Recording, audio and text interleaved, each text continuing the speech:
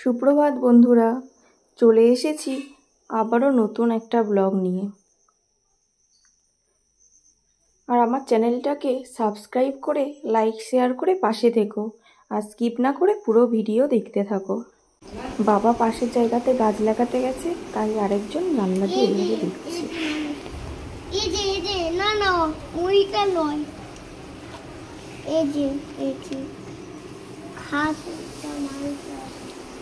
আগের দিন বাজার থেকে যে পুঁই শাক এনেছিল সেগুলোর গোড়াগুলো কেটে রেখে দেওয়া হয়েছিল, ওগুলোই বাবা লাগাচ্ছে, ওর থেকে গাছ হবে।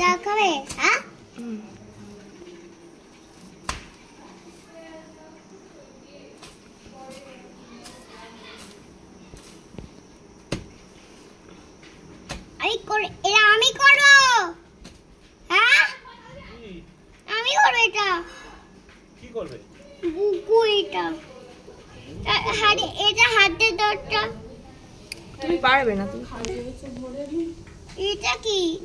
ও দাদা, এটা কি? এইটা এটা কি? হ্যাঁ দাদা, এটা কি? এটা পুঁই শাক গাছ, পুঁই শাক।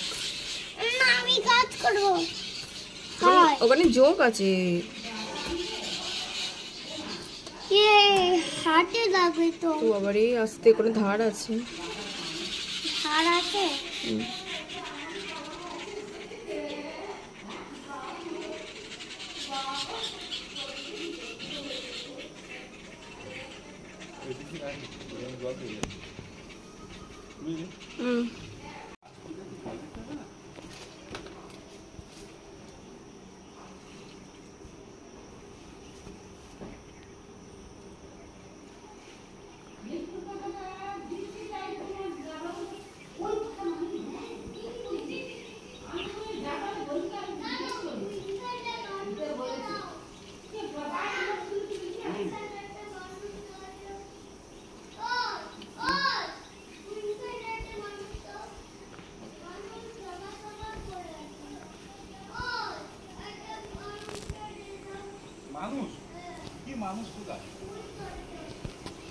বাবা যে বাদামগুলো নিয়ে এসেছিল ওগুলো বালি ঘরে নেই, মানে সাদা বালিতে ভাজা হয় তো, আর বালি পাওয়া যায়নি বলে আমরা খোলা ছাড়িয়ে নিচ্ছি, ওগুলো খালি কড়াতে ফেলেই ভেজে নেব।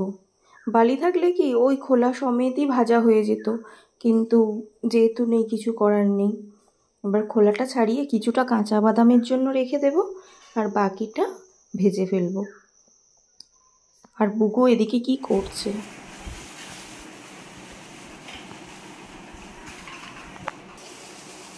কি করেছো তুমি ওগুলো?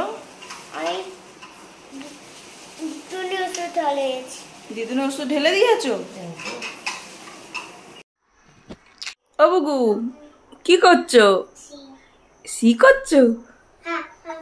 ছেলে আমার বড় হয়ে গেছে, মায়ের দায়িত্ব নিজের কাঁধেই নিয়ে নিয়েছে, আর আমার চোখে ড্রপ দিয়ে দিচ্ছে। খুব সুন্দর ড্রপ দিয়েছে, আমি ভাবছিলাম দিতে পারবে না, তাই না না করছিলাম, কিন্তু পুরোপুরি চোখে পড়েছে, মানে শিখে গেছে দেওয়া। আর এটা আমার যে অ্যালার্জিতে চোখ লাল হয়ে গেছিল তারই ড্রপ, ডক্টর দিয়েছিলেন, সেটাই বুবু দিয়ে দিচ্ছে। আর সন্ধ্যার টিফিনে বানিয়েছিলাম বেগুনি আর ওই ক্যাপসিকাম বেল পেপার ছিল, ওগুলো দিয়ে একটু চপ করে নিয়েছিলাম। তারপর ওটা খাওয়ার পরে আমি তৈরি করছিলাম চিকেন টিক্কা কাবাব। জানি না কেমন হবে, এই প্রথমবারই করছি, তবে আশা করি তোমাদের ভালো লাগবে। তাই এর জন্য আমি মাংস কেটে নিয়েছি, মানে চিকেন কেটে নিয়েছি, আর তার মধ্যে আদা রসুন পেস্ট দিয়ে দিয়েছি, লবণ দিয়েছি, আর একটা ডিম ফাটিয়ে দিয়েছি।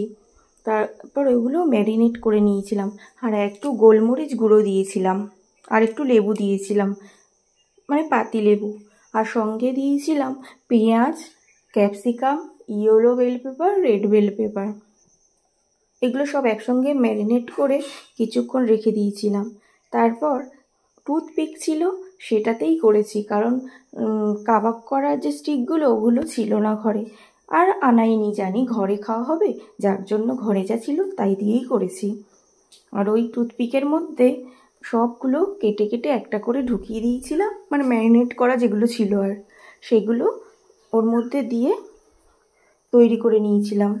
তারপরে একটা সসপ্যান বসিয়ে তার মধ্যে একটু সামান্য পরিমাণ তেল দিয়ে দিয়েছি, দিয়ে তার উপর একটা একটা করে টিক্কাগুলো বসিয়ে দিচ্ছিলাম। এইভাবেই হালকা হালকাভাবে ফ্রাই করব, তাহলে কম তেলে হবে, ভালো হবে। যেহেতু মাইক্রোওভেন নেই, মাইক্রোওভেন থাকলে তো কোনো কথাই ছিল না। সব থেকে ভালো মাইক্রোওভেনে করলে তাড়াতাড়ি হয়ে যায় আর খেতেও বেশি ভালো লাগে। তবে গ্যাসেই করছি, যেহেতু গ্যাস ছাড়া আর উপায় নেই। তারপর এগুলো এক পিঠ ভাজা হয়ে গেলে অন্য পিঠটা আবার উল্টে দিচ্ছিলাম। এইভাবে প্রত্যেকটা স্টিক একে একে উল্টে উল্টে ভেজে নিয়েছি। একেবারে তো সবগুলো ধরেনি, প্রথমে কিছু পরিমাণ করে নিয়েছি, তারপর বাকিগুলো করেছি। তারপর এইভাবে দিতে দিতে দেখলাম যে পুড়ে যাচ্ছে এক পিঠটা, তখন আবার ওটাকে চেঞ্জ করে কড়াতে বসালাম।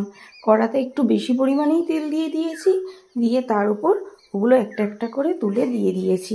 এতে কি জিনিসটা পুড়ে যাবে না, যার জন্য আবার ওই তেলের উপর একটা একটা করে দিয়ে ওগুলো ভেজে নিয়েছি। এতে ফ্রাইটাও খুব ভালো হয়েছে। তারপরে এই যে টিক্কা রেডি হয়ে গেছে, তবে ফ্রাইটা একটু বেশিই হয়ে গেছে, তবে খেতে খুব সুন্দর হয়েছে। সবাই খেয়ে খুবই প্রশংসা করছিল, দোকানের মতোই অনেকটা খেতে লাগছিল। হ্যাঁ, এটা বলবো না যে পুরোপুরি দোকানের মতো হয়েছে, কিন্তু মানে 19-20 এরকম আর কি, খুবই ভালো লাগছিল। তারপর বুবু খেলা দেখছে সবার সাথে, আর ওরাও যা বলছে ও তাই বলছে। খেলা দেখতে খুব মজা পায়। তারপর রাতে হয়েছিল খিচুড়ি, বেগুনি আর কুমড়োর চপ। আজ আসি, দেখা হবে কাল নতুন কোনো ব্লগে। সবাই সুস্থ থাকবে, ভালো থাকবে আর আমার পাশে থাকবে। বাই।